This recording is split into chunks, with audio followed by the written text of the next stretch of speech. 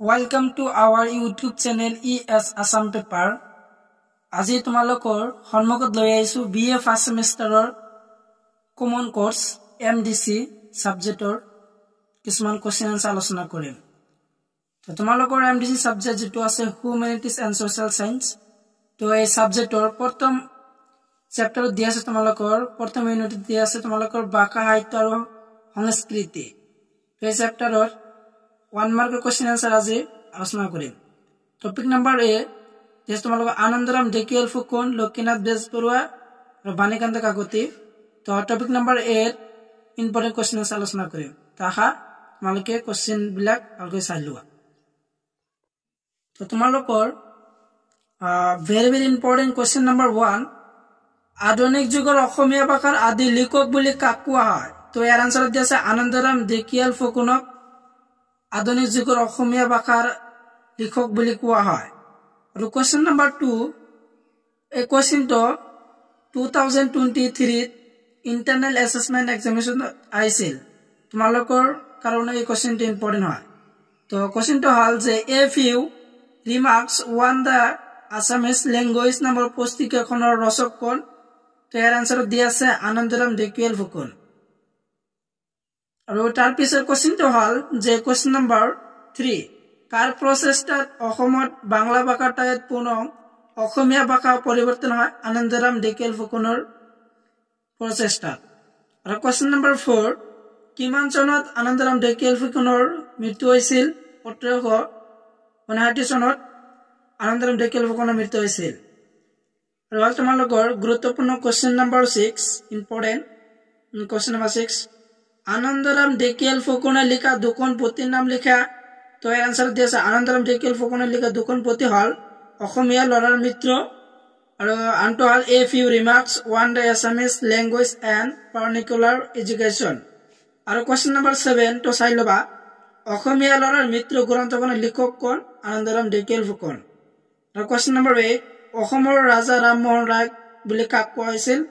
আৰু এই কোৱেশ্চনটো 2023 ইন্টাৰনেল এছেছমেন্টত আহিছিল। তোমালোকৰ কাৰণে ইম্পৰ্টেন্ট হয়। আনন্দৰাম ঢেকিয়াল ফুকনক অসম ৰাজা ৰামমোহন ৰায় বুলি কোৱা হয়।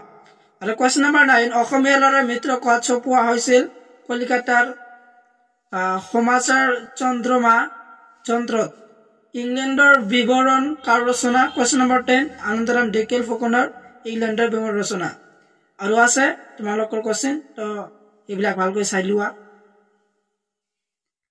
Next question number 11 Anandaram Dhekial ফুকনৰ পিতাকে ৰচনা কৰা দুখন পুথিৰ নাম লিখে।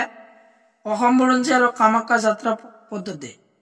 আজি তোমালোকৰ আগত যিবিলাক দি আছো তোমালোকৰ ফাইনেল এক্সামিনেশনৰ কাৰণে ইম্পৰ্টেন্ট হয়। তো সেইবিলাক তোমালোকে ভালকৈ আস্তানি লোৱা তোমালোকে বা বহিত লিখি লোৱা।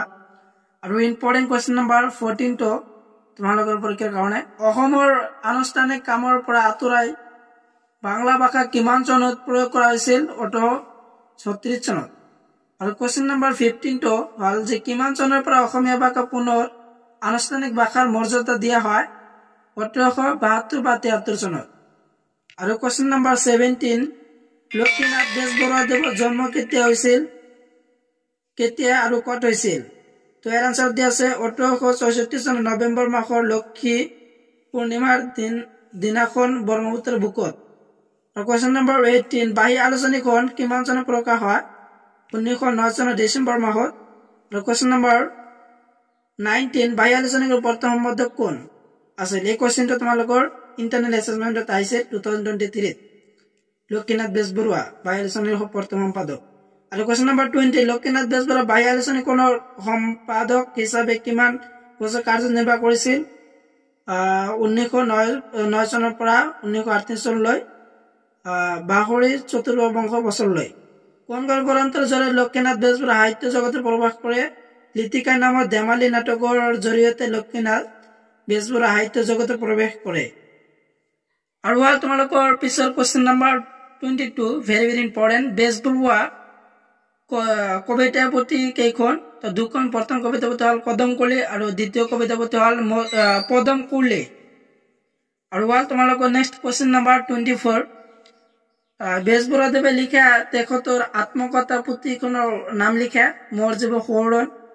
আৰু কোৱেশ্চন নম্বৰ 25 বেজবৰুৱাদেৱক অসমীয়া সমাজত কি নামেৰে জনা যায় ৰসৰাজ আৰু সাহিত্য ৰথী নামেৰে জনা যায় বেজবৰুৱাদেৱক আৰু কোৱেশ্চন নম্বৰ 26 টো চাবা বেজবৰুৱাদেৱৰ মোৰ জীৱ সোঁৱৰণ প্ৰতিখন কেতিয়া প্ৰকাশ পাইছিল 1944 চনত আৰু তোমালোকৰ কোৱেশ্চন নম্বৰ 28 টো চাই লবা যে বেজবৰুৱাদেৱে অসম সাহিত্য সভাৰ কিমান চনৰ কোন অধিৱেশনত সভাপতি কৰিছিল 1924 চনৰ গুৱাহাটীত অধিৱেশনত সভাপতি কৰিছিল আৰু কোৱেশ্চন নম্বৰ 29 বেজবৰুৱাদেৱে বাহ্য আলোচনীখনৰ কেতিয়া প্ৰতিষ্ঠা কৰিছিল ভেৰি ইম্পৰ্টেন্ট এই কোৱেশ্চনটো তোমালোকৰ ফাইনেল এক্সপ্ৰেছনৰ কাৰণে যে বেজবৰুৱাদেৱে বাহ্য আলোচনীখন কেতিয়া প্ৰতিষ্ঠা কৰিছিল 1909 চনত বেজবৰুৱাদেৱৰ তত্ত্বকথা পুথিখন কিমান চনত প্ৰকাশ পাইছিল 1936 চনত বেজবৰুৱাদেৱে ককা দেউতা আৰু লাতিৰ পুথিখন কিমান চনত প্ৰকাশ পাইছিল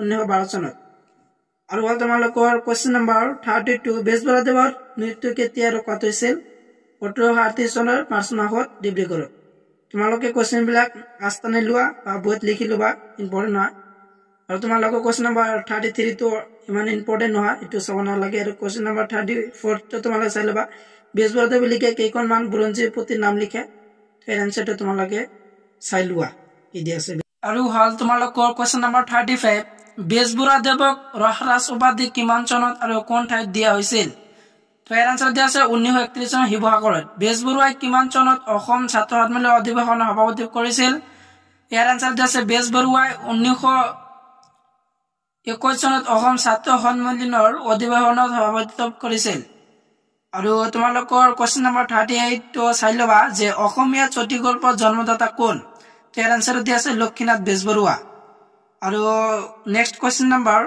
40 যে বেজবৰুৱাৰ প্ৰথম চটি গল্প কোনটো ভেৰি ইম্পৰ্টেন্ট জোনাকীৰ চতুৰ্থ বছৰৰ চতুৰ্থ অংশত প্ৰকাশিত হিৱতী নামৰ গল্পটো আৰু কোৱেশ্চন নম্বৰ 41 অসমীয়া সাহিত্যৰ প্ৰথম আত্মজীৱনীমূলক ৰচনাৰ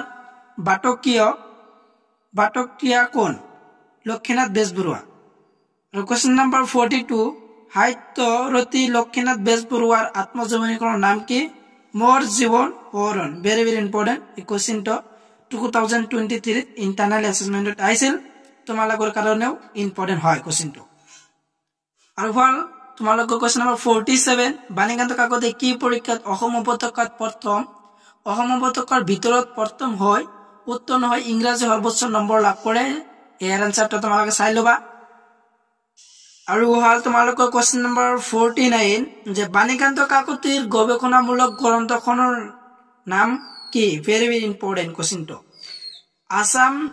Assamese its formation and development ইয়াছিল বাণীকান্ত কাকতিৰ গ্ৰন্থখন আৰু কোৱেশ্চন নম্বৰ 50 বাণীকান্ত কাকতিয়ে কি বিশ্ববিদ্যালয়ৰ পৰা কি বিষয়ত ডক্টৰেট উপাধি লাভ কৰে তো আনসাৰ দিছে বিখ্যাত ভাষাবিদ সুনীত কুমাৰ চ্যাটাৰ্জীৰ অধীনত Assamese its formation and development বিষয়ত গৱেষণা কৰি বাণীকান্ত কাকতিয়ে 1935 চনত কলিকাতা বিশ্ববিদ্যালয়ৰ পৰা ডক্টৰেট উপাধি লাভ কৰে তো এইখিনি আছিল আজি আৰু ইয়াৰ নেক্সট আলোচনা কৰিম তোমালোকৰ 51 ৰ পৰা তো নেক্সট ভিডিও চোৱাৰ কাৰণে মোৰ চেনেলক সাবস্ক্ৰাইব কৰি থবা